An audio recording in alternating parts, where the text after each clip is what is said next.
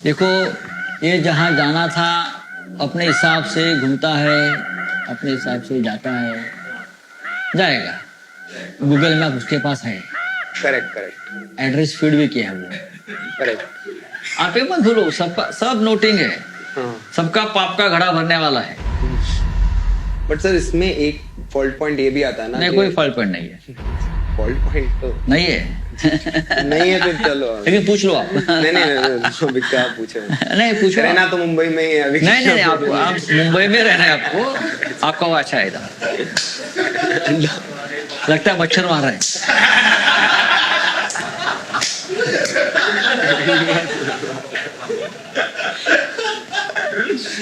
अरे हम लोग ए shut up yeah Kunal Shut up, yeah, Kunal. अबे कुणाल चुपना Shut up, yeah, Kunal.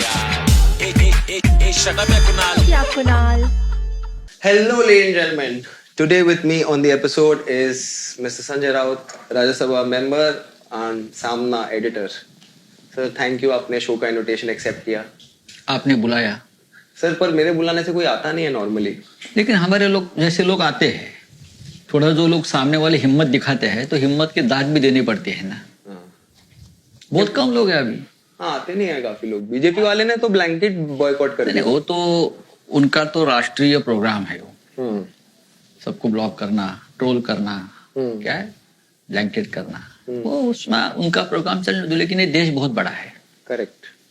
किसी एक पार्टी से देश नहीं चलेगा ये, हम्म, या एक विचारधारा से भी देश नहीं चलता है। हम्म, और 60 साल में हम्म, बहुत पार्टियां आई और चली गई। देश तो देश ही है, करेक्ट। हम लोग भी आएंगे चले जाएंगे, हम्म, लेकिन जो लड़ने वाला होता है, हम्म, जो खुलकर बात करने वाला होता है, हम्म। उसका नाम रहता है। हमारे मजबूत गृह मंत्री जी, हम कितने कठोर हिंदू हैं उसका हमें प्रमाण पत्र नहीं चाहिए। जिस स्कूल में आप पढ़ते हो हम उस स्कूल के हेडमास्टर हैं, आपको बताना है।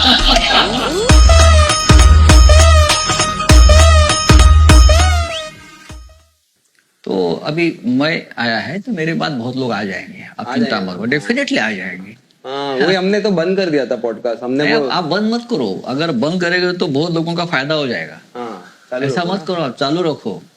अगर कोई नहीं आएगा तो मैं आते जाते रहूंगा।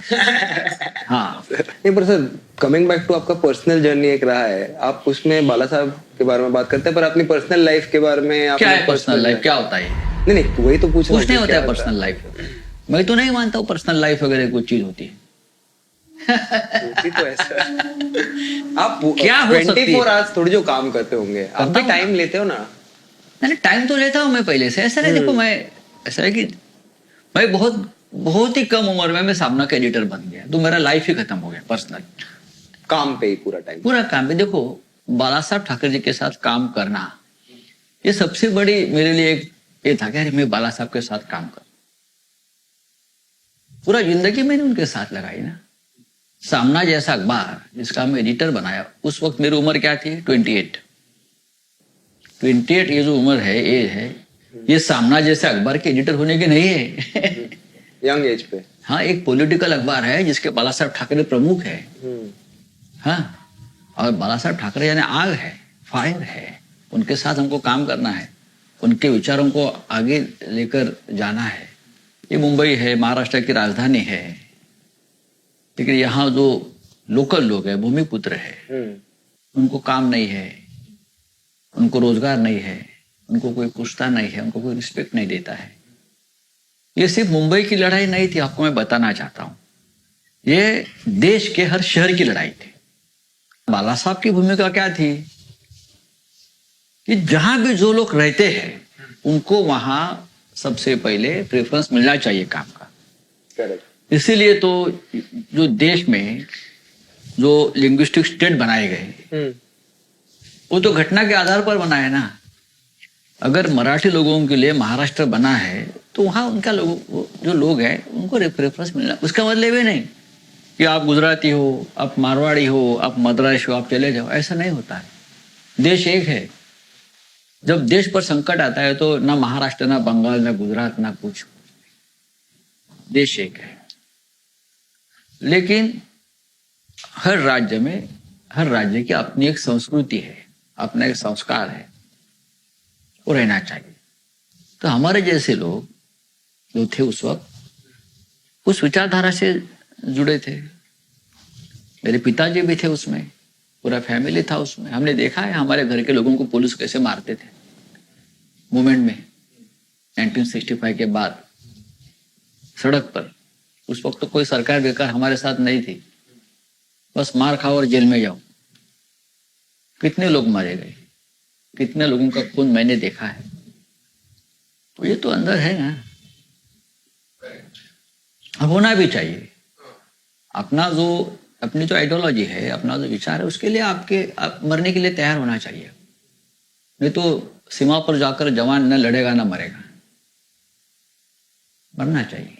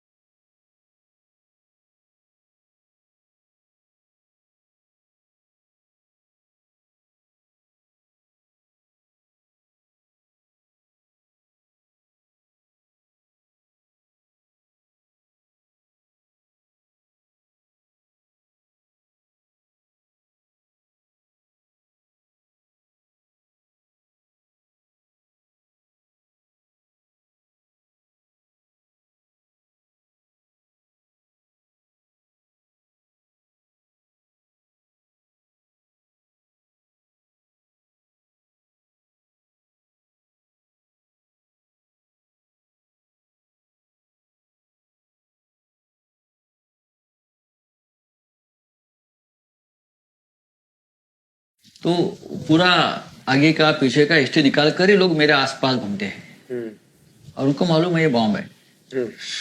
ये फट जाएगा तो खत्म हो जाएगा सब।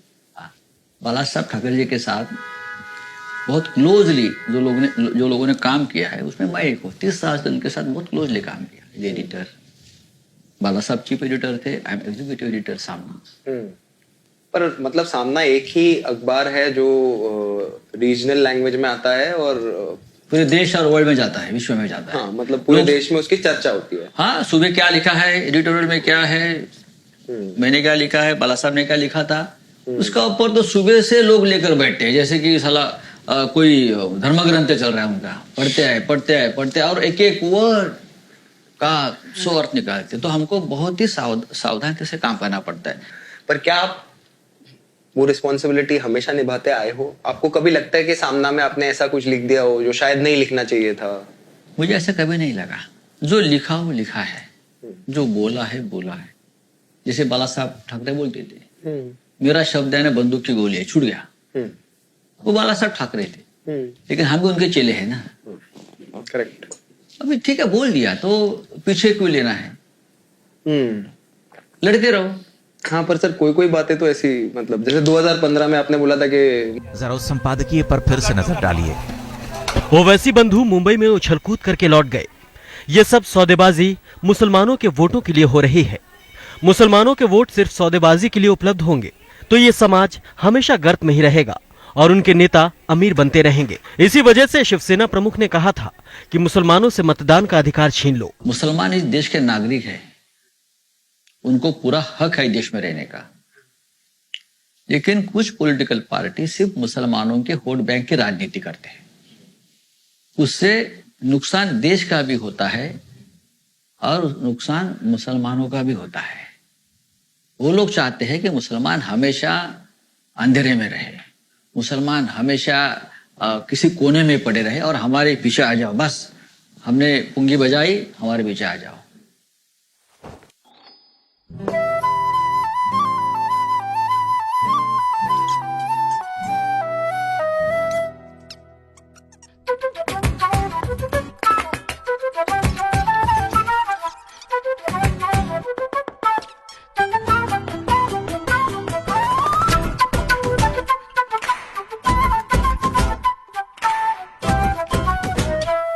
बाला साहब ने कहा था जिस दिन ये वोट बैंक की राजनीति बंद हो जाएगी ना, तभी देश आगे जाएगा।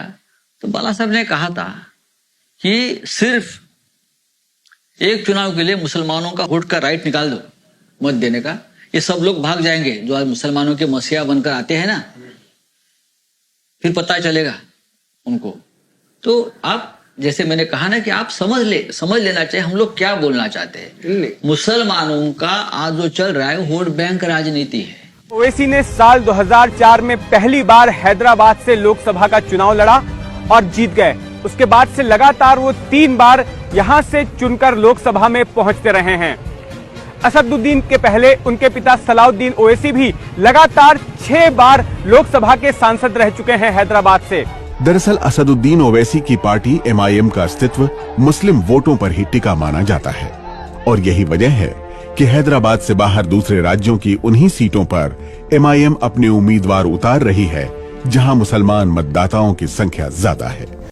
बाला साहब ने उस वक्त बहुत सोच समझ कर बात किया था और हमने ये थोड़ा आगे लेकर कहा कि हाँ ठीक है, ऐसा होना चाहिए। वोट बैंक पॉलिटिक्स इस देश में नहीं चलना चाहिए। करेक्ट सर, पर अभी जैसे बीजेपी है तो जो पार्टीज पॉलिटिक्स कर रही है वोट बैंक के ऊपर, उन पर बोलना चाहिए ना। जो मुसलमान आदमी वोट डालने जा रहा है उस पर क्यों बोले?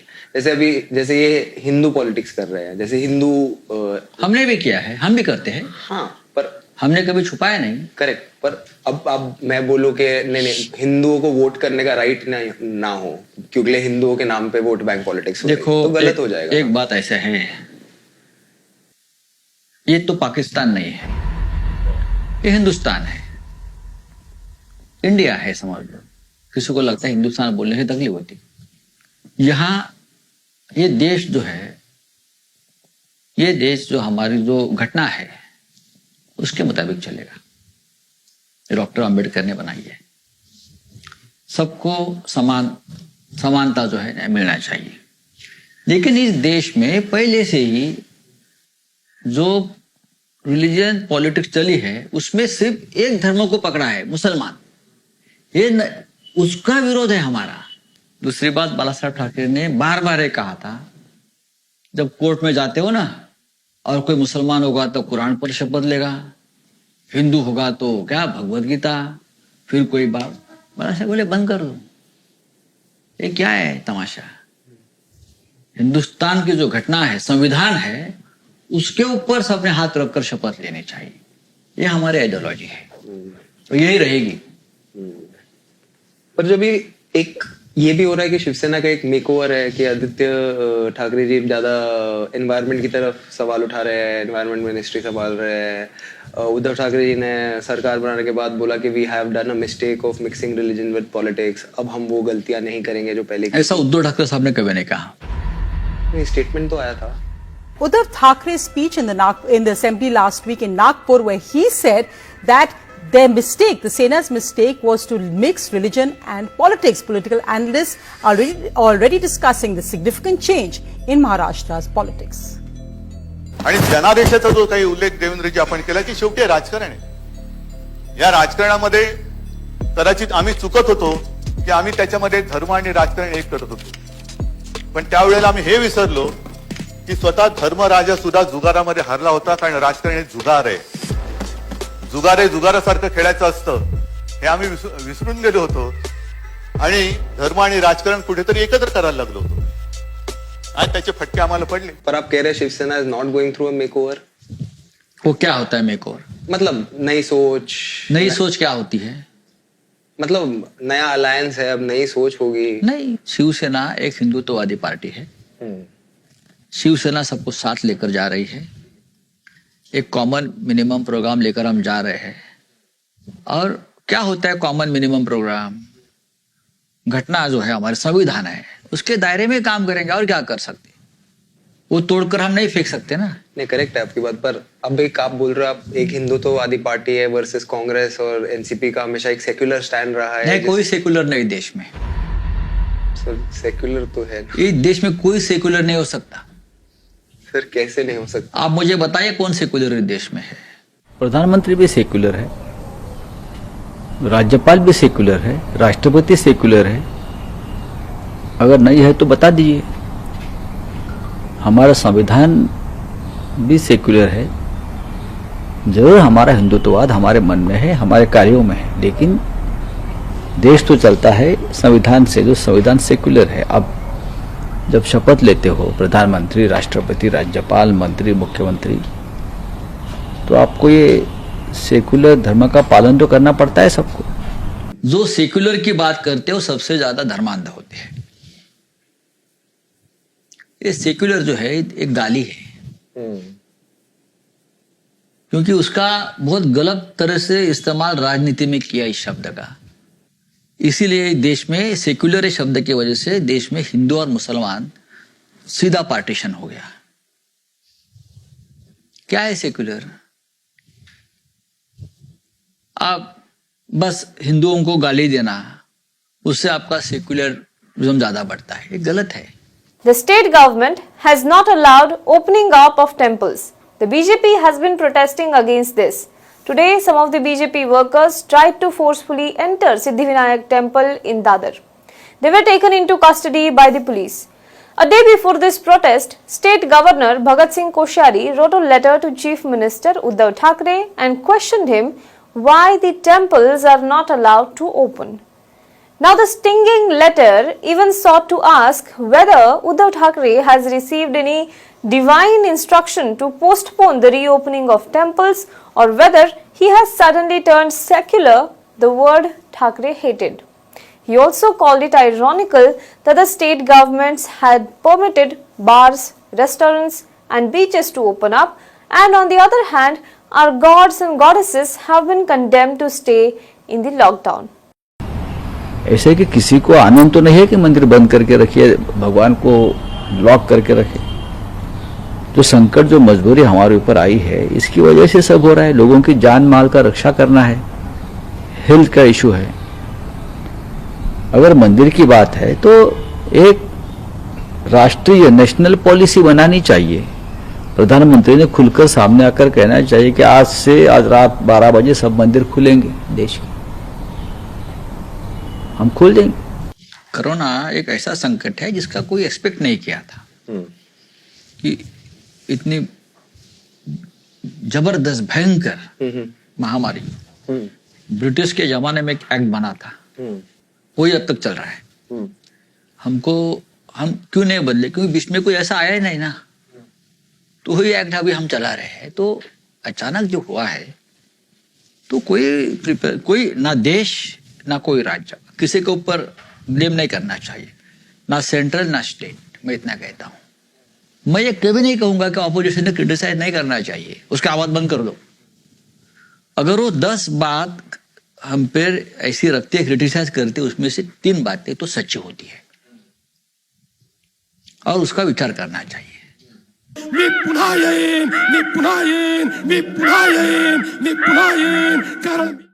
सोनिया जी 22 पार्टियों की मीटिंग बुलाए, उसमें हमारे लोग भी शामिल हो जाए, यहाँ की सारी पार्टियां शामिल हो जाए। वो क्या है? वो क्या प्रवचन है क्या? वो क्या आशीर्वचन है क्या? वो पॉलिटिक्स नहीं है। मतलब वो करेंगे तो पॉलिटिक्स, वो करेंगे तो आशीर्वचन, और हम करेंगे तो पॉलिटिक्स। ऐसा थोड़ी होता है। पॉलिटिक्स की बात इसलिए उठाई जा रही है क्योंकि कंपैरिजन भी मैंने किया गुजरात और महाराष्ट्र का। एक तो वहां पे मोर्टेलिटी रेट है, दूसरी बात पॉजिटिविटी है, और तीसरी बात आपने जहां तक अहमदाबाद की बात की है, सूरत से भी कई सारी ऐसी पिक्चर्स आई हैं जहां पर मजदूर सड़कों पर दिखे हैं, राइटिंग हुई है, कम से कम 3 या 4 बार मजदूर बाहर निकल गए हैं, पत्थरबाजी की है। तो फिर सिर्फ महाराष्ट्र बचाओ क्यों? प्रॉब्लम्स जो है पूरे देश में अलग अलग स्टेट्स में है, तमिलनाडु में है, तमिलनाडु भी बचाओ, गुजरात भी बचाओ, महाराष्ट्र भी बचाओ, देश बचाओ। फिर भी महाराष्ट्र में सबसे ज्यादा काम हुआ, ये मानना पड़ेगा आपको। दिल्ली में हुआ, केजरीवाल सरकार ने भी किया है। आप बताइए कि एक मुख्यमंत्री, एक सरकार उससे ज्यादा क्या कर सकती है? हर डिस्ट्रिक्ट में Covid centre, care centres, doctors, सब कुछ हम दे रहे हैं, लेकिन ये कोई जब तक वैक्सीन नहीं आते तब आप क्या करोगे? आप मुझे बताइए। फिर भी महाराष्ट्र में डेथ रेट बहुत कंट्रोल किया है, और अब स्प्रेड से ज्यादा क्योर होने वाले लोगों की संख्या ज्यादा है दर दिन। अपने अपने हिसाब से अपने अपने राज्यों ने काम किया है। सेंट्रल की जिम्मेदारी भी उसमें आती है, लेकिन ब्लेम नहीं करूंगा मैं, विरोध नहीं करना चाहिए। इतनी बड़ी संकट की बात अगर हम चाइना की तरफ देखकर डर रहे थे। आपने देखा ना चाइना में क्या हो रहा था, हर दिन चाइना, फर्स्ट टाइम हम लोग चाइना में क्या हो रहा है गाँव गाँव में पढ़ रहे थे। इटली में क्या हो रहा है, बाप रे इटली में क्या हो रहा है, लोग सड़क पर मर रहे हैं, सड़क पर गिर रहे हैं। उससे हम इतने डर गए थे सब लोग, पूरा देश, प्रधानमंत्री हो सरकार हो। तो अब ठीक है, प्रधानमंत्री के नेतृत्व में हमको लड़ना है। जब संकट होता है तो प्रधानमंत्री हमारा नेता है, करेक्ट, किसी भी पार्टी से वो हमारे नेता है, वो निर्णय लेंगे, हम सब फॉलो करेंगे। सर पर जो निर्णय वो लेते हैं, आपको नहीं लगता कि वो रीजनल पार्टीज को अपना स्टेक नहीं रहने देते? देखिए अभी ये उनकी सोच है। हाँ। ऐसे समय में राजनीतिक सोच से ऊपर जाकर निर्णय लेने की प्रक्रिया करनी चाहिए। पर ये तो मतलब, पर आपको नहीं लगता कि रीजनल पार्टीज को अपना स्पेस होना चाहिए? रीजनल पार्टीज को स्पेस है। कौन सी भी नेशनल पार्टी रीजनल पार्टी का स्पेस नहीं खा सकते। पश्चिम बंगाल में कौन है, रीजनल पार्टी है। आंध्र में कौन है, रीजनल पार्टी है। तेलंगाना में कौन है, रीजनल पार्टी है। उड़ीसा में कौन है, रीजनल पार्टी है। महाराष्ट्र में कौन है, 2 रीजनल पार्टी है। हाँ, झारखंड में कौन है, हेमंत सोरेन, रीजनल पार्टी है। हरियाणा में किसके साथ सरकार बनी है, रीजनल पार्टी है। आप मुझे बताओ कर्नाटक में किसके साथ जोड़ तोड़ हो रही है, रीजनल पार्टी है। आप रीजनल पार्टी की स्पेस नहीं खा सकते। आप चाहे इंटरनेशनल पार्टी बन जाओ, नेशनल पार्टी से इस देश में रीजनल पार्टी रहेगी, और आपको किसी भी नेशनल पार्टी को रीजनल पार्टी के साथ ही देश की राजनीति करनी पड़ेगी। तो आप तो रीजनल पार्टी के समर्थन में है ना? डेफिनेटली। नहीं, पर आपके पर्सनल ओपिनियन में आपको लगता है राज ठाकरे की पार्टी एमएनएस ग्रो होनी चाहिए? हर पार्टी को, हर नेता को अपनी पार्टी बढ़ाने का पूरा अधिकार है, कोई भी पार्टी हो। इस देश के जो संविधान के दायरे में रहकर अगर अपना कोई इशू है तो आप बढ़ा सकते हो। अगर लोग आपको स्वीकार करते हो तो आपकी पार्टी बढ़ेगी ना। आपकी एमएनएस एक जमाने में 5 साल पहले बहुत बड़ी पार्टी बन गई थी, उनके 10-12 एमएलए भी चुनकर आए थे। यानी मैं ये पहली मैं इलेक्शन देख रहा हूं जहां पे जो चुन के आया है वो उसे भी, और जो हारा है उसे भी, इन दोनों को सदमा पहुंचा है कि मैं हारा कैसे, और जो जीता है उसे समझ में नहीं आ रहा मैं जीता कैसे। ऐसी बहुत सारी बातें हैं जिसमें कम से कम 370-371 कॉन्स्टिट्यूंसीज में ये प्रॉब्लम हुए हैं। और मुझे लगता है कि अगर बीजेपी को इतना ही कॉन्फिडेंस है कि लोग उनको वोट कर रहे हैं, तो मुझे लगता है कि उनको भी शामिल होना चाहिए इसमें, कि जो मतपत्रिका के ऊपर जो वोटिंग होता है उसमें उनको भी शामिल होना चाहिए। उनको मशीन क्यों चाहिए, इलेक्शन कमीशन मशीन का फोर्स क्यों कर रहे हैं, हमें समझ में नहीं आ रहा है। और उसके खिलाफ ये हमारा आंदोलन है। तो 80% से लेकर 90% तक पूरी दुनिया में सारे देशों ने ये मशीन सब बंद कर दिए हैं और बैलेट पेपर पे उनके यहाँ वोटिंग हो रहा है। बीच में मैं इलेक्शन कमिश्नर को, मैंने दिल्ली में उनके साथ बात की थी, तब मैंने उनको यही पूछा था कि ये मशीन बनता कहाँ है, तो उन्होंने कहा था यहाँ वहाँ बनता है। तो फिर मैंने उनको पूछा था कि लेकिन इसका जो आत्मा है वो अंदर की चिप है, वो चिप कहाँ पे बनती है? तो 3 ही देश है, एक जापान है, एक नीदरलैंड है और एक यूएस है। तो उन्होंने कहा था कि ये चिप यूएस से आती है। यानी कि जिस अमेरिका में इस मशीन के बारे में लोगों के मन में एक संदेह है, वहां पे एक बहुत बड़ी कंट्रोवर्सी चल रही है इस मशीन के बारे में। वहां से हमारे यहाँ चिप आ रही है, उसमें क्या फीड किया गया है किसी को मालूम नहीं है। हम लोग बटन दबा रहे हैं और इलेक्शंस हो रहे हैं, कोई चुन के आ रहा है। हमारा पोजीशन जो पहले था वो हम पोजीशन बदलते नहीं। बैलेट पेपर पे चुनाव होना चाहिए। पर क्यों होना चाहिए बैलेट पेपर पे चुनाव? लोगों का विश्वास नहीं है, हमने किसको वोट दिया है और वोट कहाँ जा रहा है, जब तक मैं आंख से नहीं देखता हूँ। करेक्ट। ये कैसी डेमोक्रेसी है? करेक्ट। तो ईवीएम नहीं होना चाहिए, बैलेट पेपर बैलेट पेपर आना चाहिए। पता है ना आप सबको, नहीं पता है, कहाँ पता है? कि अब ईवीएम का मतलब इलेक्ट्रॉनिक वोटिंग मशीन नहीं, बल्कि इसका मतलब हो चुका है एवरी वोट मोदी। सर पर ये जो आपका अब जो अलायंस है महाराष्ट्र में, इसको इतना टाइम क्यों लग गया? आप तो 2014 से लेके 2019 तक भी बीजेपी के साथ आप खुश तो नहीं थे। पहले 2 साल ठीक था, पर उसके बाद आप समझ गए कि ये तो कुछ करने। नोटबंदी का आपने क्रिटिसिज्म कर दिया था 12वें दिन पे। देखो, नोटबंदी का क्रिटिसिज्म या विरोध सबसे पहले हमने किया। हाँ, और किसी ने नहीं किया। सबसे पहले 30 दिसंबर तक मुझे मौका दीजिए मेरे भाई।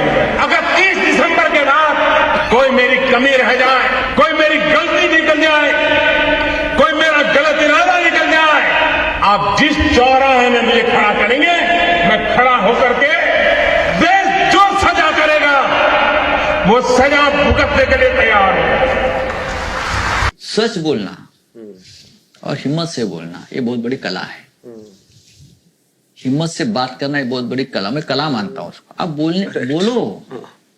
पर सर यही है ना कि आपने बोला, पर आप एनडीए में रहे, फिर आपकी असेंबली में सीट्स जो भी आपके प्रोमिसेस थे वो बीजेपी ने नहीं निभाए। पोस्ट पोल अलायंस आपने तोड़ के अभी एनसीपी और कांग्रेस के साथ आप गए, जिनके तो क्या हो गया? नहीं, कुछ हुआ नहीं, बट कुछ नहीं होता है। पर सर वोटर तो कंफ्यूज हो जाएगा ना। कुछ नहीं, वोटर कंफ्यूज नहीं होता है। सर कैसे नहीं होगा? वो तो क्यों? बीजेपी शिवसेना का अलायंस पे वोट लेके देखो, पॉलिटिक्स है, राजनीति में कोई एक साधु संतों का खेल नहीं है। हाँ। हम लोग यहाँ तपस्या करने नहीं आए। तपस्या होती है, अलग तरह की होती है। तपस्या के बिना राजनीति में सफलता नहीं मिलती। करेक्ट। क्या अब तक जो लोग सफल हो गए उनकी तपस्या है। मोदी जी की भी तपस्या है। एक प्रचारक के नाते काम शुरू किया, आप देश के प्रधानमंत्री बन गए। इसमें बड़ा दुष्पैन है, उसमें उनका भी कष्ट है। अपनी अपनी तपस्या अपने अपने ढंग से होती है। तो ये साधु संतों का खेल नहीं है।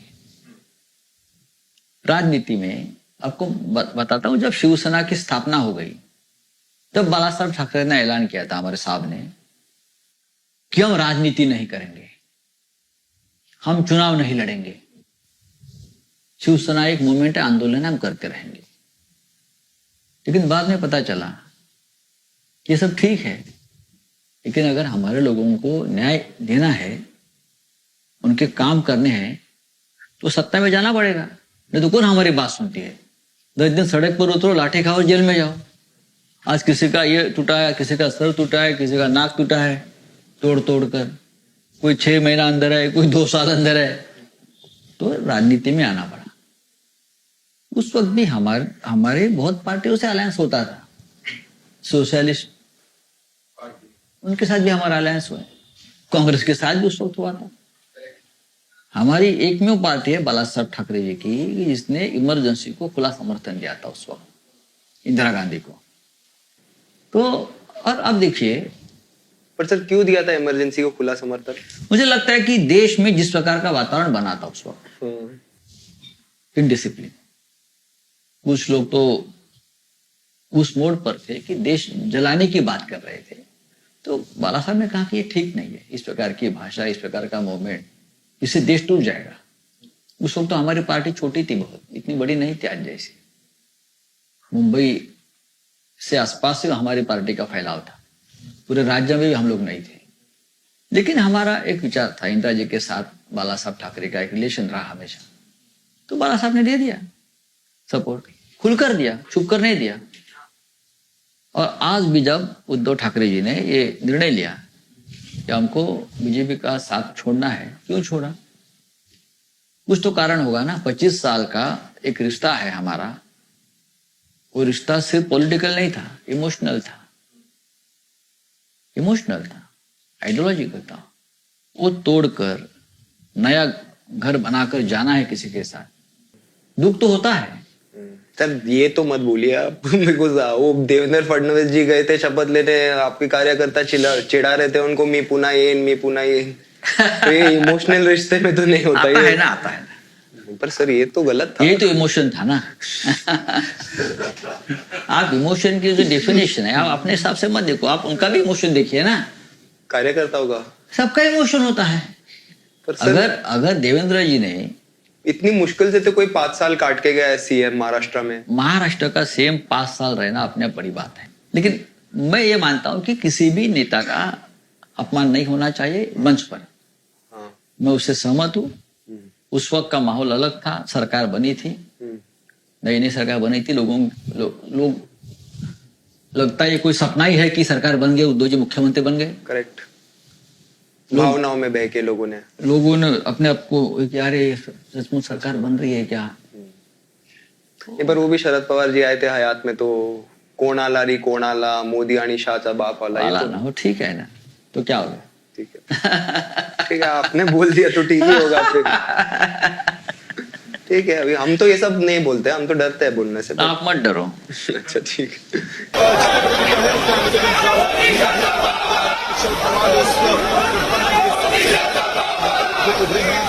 मी पुन्हा येईन, मी पुन्हा येईन, मी पुन्हा येईन, मी पुन्हा येईन.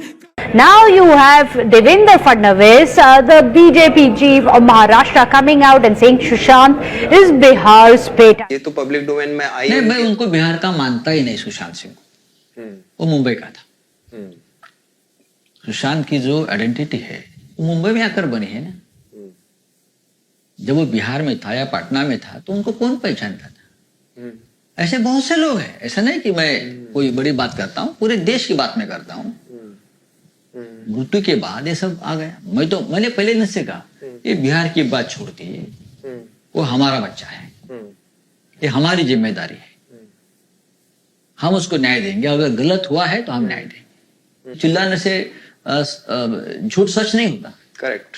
आप कितने भी चिल्लाओ, हाँ, झूठ तो झूठ है। सही। और अगर सच है तो अगर आप शांति से भी ओम शांति कहेंगे तो पूरे विश्व में संदेश जाएगा।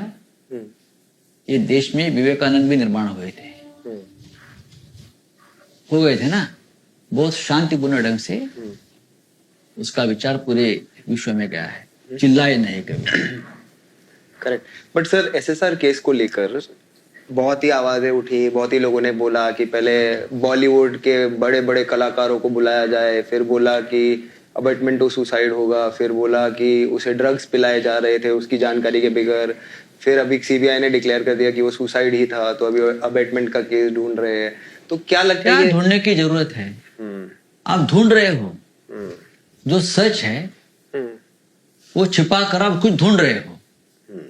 जो आपके सामने है उसके ऊपर आप पर्दा डालकर आप नया कुछ ढूंढ रहे हो। क्यों? जरूरत क्या है? जो सच है, जो आपको लगता है ये सच है, अब बताओ लोगों को। क्या आपके बॉस का किसी का ऑर्डर है क्या? आप यही दिशा में जांच करो, इन्वेस्टिगेशन करो, आपको यही लोगों को टारगेट करके आपको जांच करनी है। अगर ये है तो ठीक है, फिर जो चल रहा है वो ठीक चल रहा है। लेकिन आप कितने भी ढूंढो, कितने भी आप जोर से चिल्लाओ, सच ये है जो मुंबई पुलिस ने जांच की थी वो 100% सही है।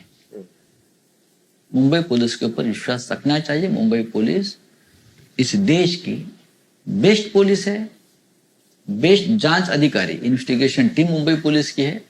तो उनको माफिया कहना, उनको और कुछ कहना, किसी भी राज्य के पुलिस को, नॉट मुंबई की, हाँ, गलत है। किसी भी शहर के पुलिस को वर्दी है ये, उसका सम्मान रखना चाहिए।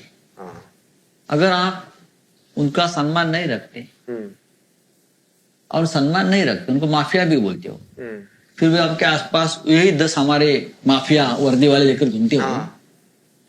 मैं जब भी गया था सर अर्नब के ऑफिस उसको चप्पल देने, तो वहां पे मुझे रुकाने वाला मुंबई पुलिस वाला ही था। मुंबई पुलिस आपकी रक्षा मुंबई पुलिस ही करेंगे। बोला कि मत करो, रहने दो, छोड़ो, आप देखो ना। मैंने उनको समझाया कि आपके बारे में ही बोलते हैं रोज रात को कि मुंबई पुलिस में ये है, वो है, ऐसा है, वैसा है। मतलब पता है, पर हमारा काम है, ड्यूटी है ना, हमारा ड्यूटी है। हमने, सरकार ने ये नहीं कहा ना कि ये फलाना फलाना व्यक्ति है, ये मुख्यमंत्री के खिलाफ बहुत गंदी भाषा का इस्तेमाल करता है, ये व्यक्ति शरद पवार साहब के खिलाफ बोलता है, ये व्यक्ति संजय राउत के खिलाफ बोलता है, ये व्यक्ति गृह मंत्री के खिलाफ बोलता है। तो पुलिस ने उसके आसपास भी नहीं रहना चाहिए। अगर आएगा तो डंडे से मारो उसको, ये तो नहीं कहा ना। हमने ये कहा कि वो कुछ भी बोलने दो, उसकी दिमाग की हालत ठीक नहीं हो सकती है शायद, हम उसको ज्यादा कुछ करना है उसके लिए तो कर देंगे, हमारे तरफ से अस्पताल है, सब कुछ है, करेक्ट, हो सकता है ऐसा, लेकिन हमारा काम है कि उनकी हिफाजत करना, उनकी रक्षा करना और उनको ज्यादा से ज्यादा धीरज देना, ये हमारा काम है, कोई भी हो। बिल्कुल। पर सर, जो उन्होंने प्रोपेगेंडा चलाया और उन्होंने, जैसे आपने बोला कि इंदिरा गांधी जी के साथ भी बाला साहब ठाकरे के पॉलिटिकल रिश्ते थे जो अच्छे थे, आपने कांग्रेस के साथ पहले भी अलायंस बनाया हुआ है, आपने काफी रीजनल पार्टी के साथ अलायंस बनाया हुआ है, पर अब जो इन्होंने आपको सोनिया सेना बुलाना चालू कर, उससे बोलने से क्या होता है? ये कौन है? ये भगवत गीता लिखने वाला आदमी है क्या? अच्छा ठीक है सर, पर एक चीज है कि उन्होंने एक मोटिवेटेड कैंपेन चलाया आदित्य ठाकरे जी के खिलाफ, जो मलिशियस भी है और काफी लोग उसे ट्रुथ मान के चल भी रहे हैं। व्हाट्सएप पे काफी फॉरवर्ड्स आ चुके हैं, फेक न्यूज़ आ चुके हैं। चलने वाली जो लोग हैं, आपने देखा होगा मुंबई पुलिस ने जो 400 रुपया 500 रुपया वाला जो जांच निकाला है, हाँ 500 रुपए में ट्रुथ, 500 रुपए ले लो ट्रुथ मानो, बराबर ना? इतना पैसा कहाँ से आता है मुझे मालूम नहीं, कहाँ से आता है इतना पैसा? अगर मैं कहूँ, जैसे लोग बोलते ड्रग रैकेट से पैसा है, मैं ये कहूँ क्या ड्रग रैकेट से पैसा आता है? लेकिन मैं नहीं कहूंगा, वो पढ़ा लिखा आदमी है, ये काम वो नहीं करेगा, लेकिन कहीं ना कहीं से पैसा तो आता है ये सब काम के लिए, बरोबर? लेकिन सबकी ईडी जांच होती है, यही जांच होती है, कभी कभी आपकी भी हो जाएगी भाई। कोई सत्ता का अमर पटा बांध कर यहाँ नहीं आया है, करेक्ट, कोई नहीं आया है। इस देश में बड़े बड़े सिकंदर आए और गए, ब्रिटिश भी चले गए, सब लोग आते हैं चले जाते हैं, हिसाब सबको देना पड़ता है। जैसे आप बहुत भव्य और दिव्य दिख रहे हैं और वैसे आपका स्टूडियो भी एक इंटरनेशनल क्वालिटी का है। अर्नब पर इंटीरियर डिजाइनर को आत्महत्या के लिए उकसाने का आरोप है। मुंबई की रायगढ़ पुलिस ने बुधवार को रिपब्लिक टीवी के editor in chief Arnab Goswami को गिरफ्तार कर लिया।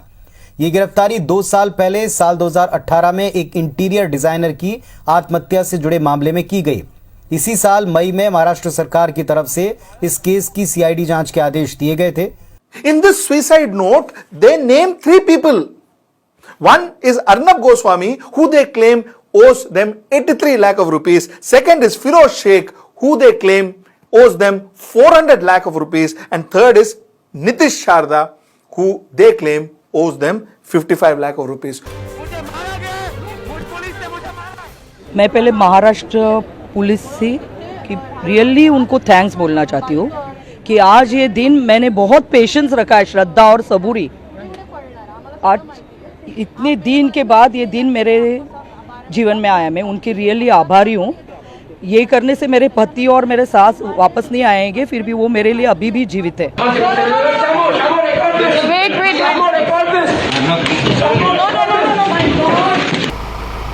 महाराष्ट्र की पुलिस, मुंबई पुलिस, ये कोई कठपुतलिया का खेल नहीं खेल रही। स्वतंत्र है मुंबई की पुलिस जांच करने के लिए, राज्य की पुलिस जांच करने के लिए स्वतंत्र है और अपने हिसाब से वो जांच करेगी। मैं विश्वास दिलाना चाहता हूँ किसी के ऊपर भी अन्याय नहीं होगा और सत्य का पराभव नहीं होगा। The Bombay High Court has refused relief for Arnab Goswami. That means his bail application, if I understand correctly, has been refused, which means that he will have to stay behind bars for longer. मैं supreme court से request कर रहा हूँ, आज मैं supreme court से request कर रहा हूँ, मुझे प्लीज बेल दीजिए। सुप्रीम कोर्ट से रिक्वेस्ट कर रहा हूँ, मुझे प्लीज बेल दीजिए। तथास्तु।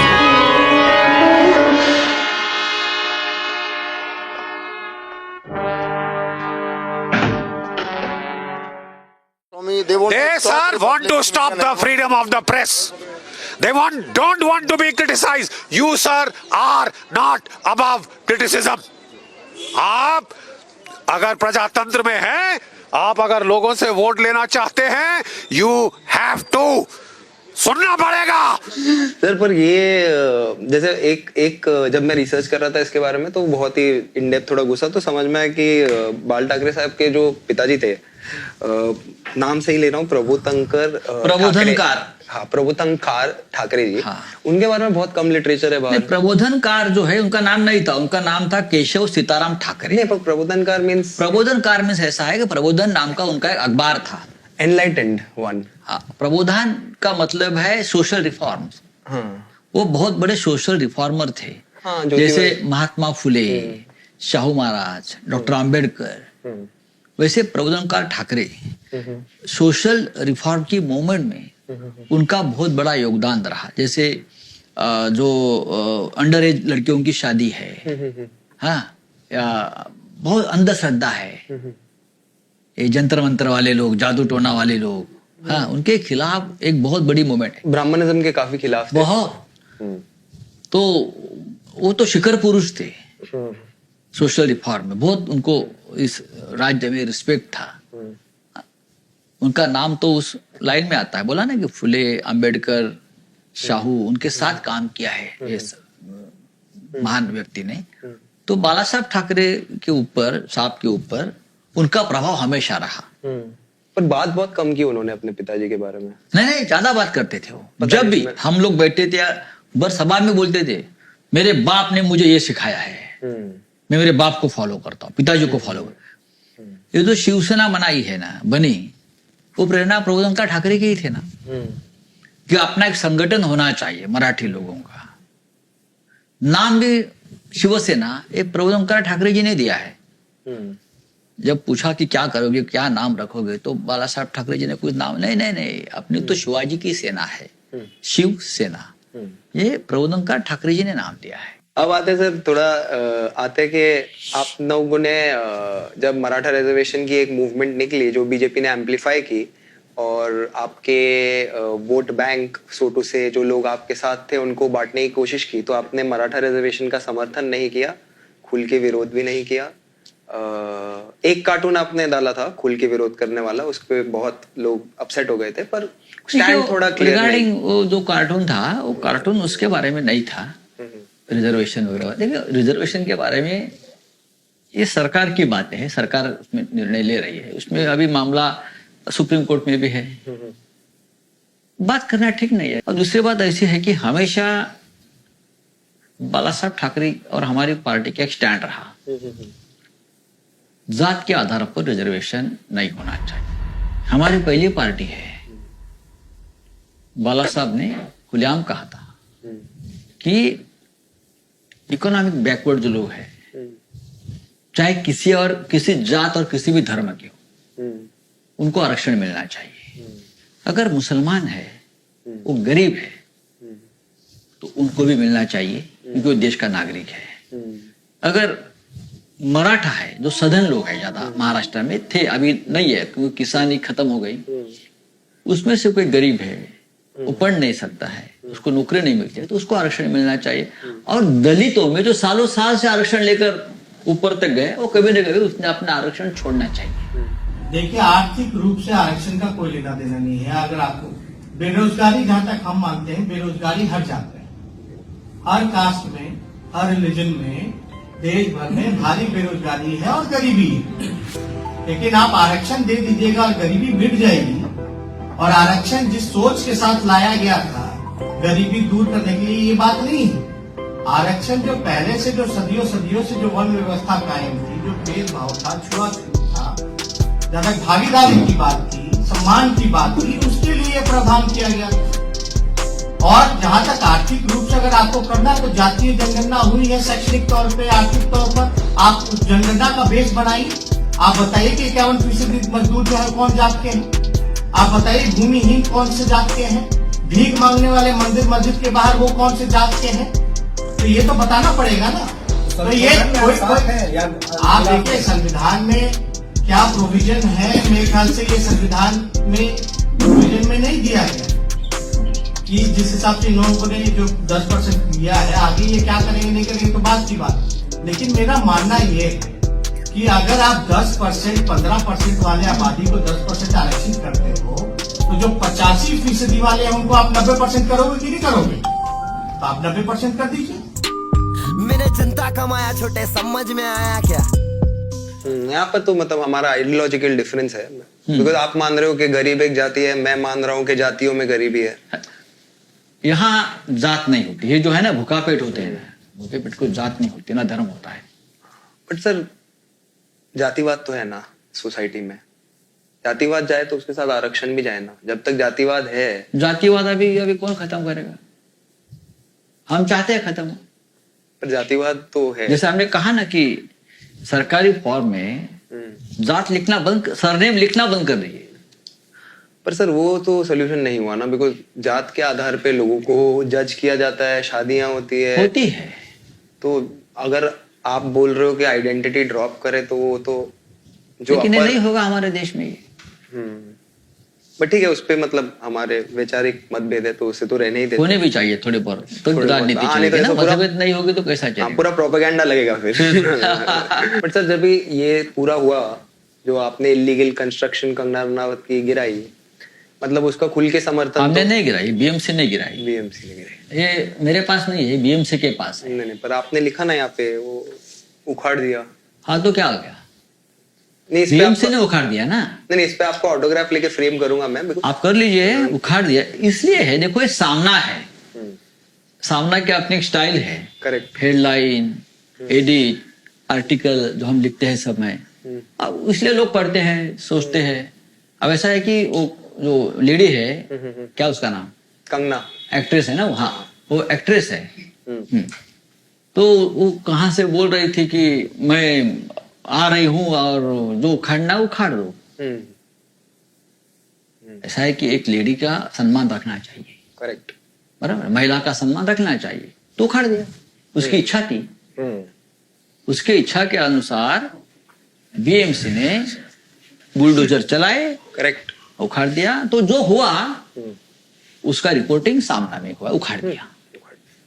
झूठ तो नहीं है ना, तो ठीक है। आपको क्यों दुख हो रहा है? नहीं, मुझे तो दुख नहीं हो रहा है। मैं रिवाइंड फॉरवर्ड करके वीडियो बहुत बार देखा। ठीक है, कर लो आप। दुख नहीं हुआ मेरे को, तो देखते रहो आप। मेरे को अच्छा लगा, अच्छा किया। और ये जो क्या बोलता है उसको, जेसीबी, उसको पद्मश्री मिलने वाला है। हाँ। और नहीं सकता। करेक्ट। इलीगल काम के लिए चीजों की बहुत जरूरी होती है। पर पूरा कोइंसिडेंटल है ना कि वो बोल रही है और तभी हमें पता चलता है वो इलीगल है। नहीं, बोली है तब पता नहीं चलता। 2018 मुंबई में ऐसे बहुत से काम है, बहुत से स्टूडियो में भी है, जो जहाँ टीवी सिनेमे चलते हैं, वहाँ सब जगह पे इलीगल काम बहुत होता है।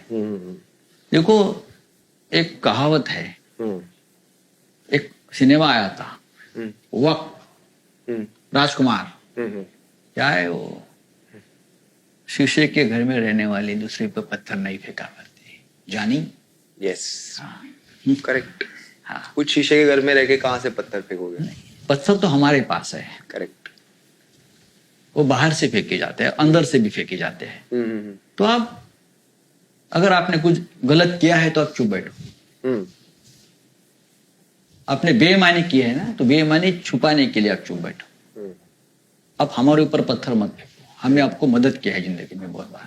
सर अभी लास्ट एक सवाल आपसे, 2 सवाल है लास्ट। एक तो वो सुबह की शपथ शाम का धोखा, जो इंसिडेंट हो गया था कि अजीत दादा शपथ लेने गए थे, फिर शाम को प्लान चेंज हो गया, तो ये प्लान था क्या आप लोग ने जानबूझ के किया था? देखो क्या है कि एक हमारे बचपन में कहानी थी। वो कहानी क्या थी, वो क्या, हाथी।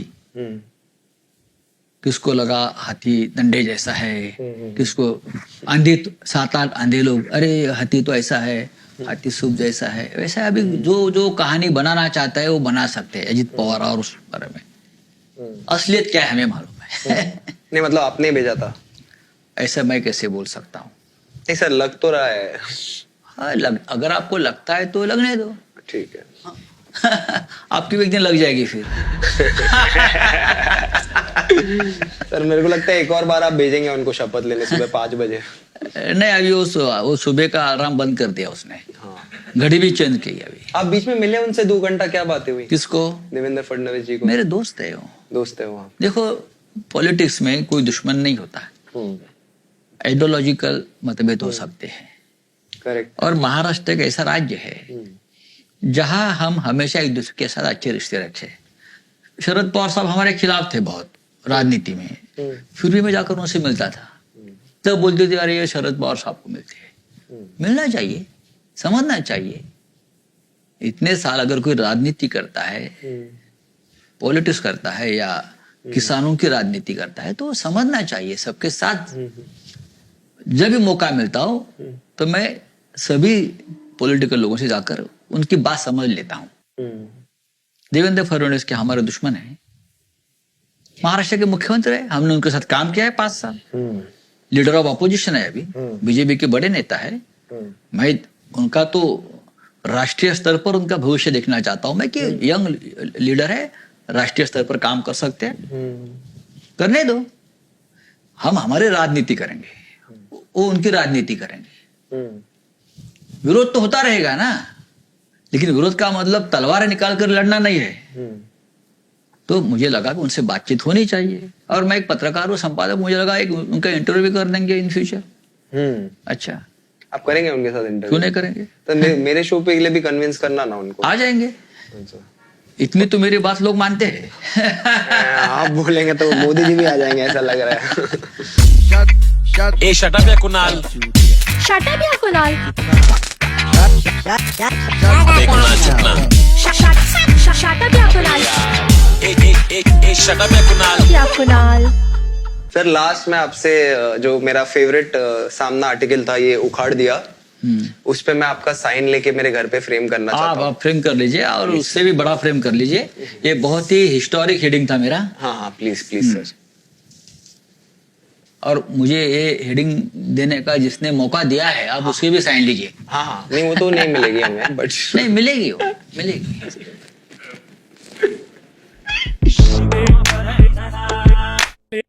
Hey, hey, hey, hey, hey.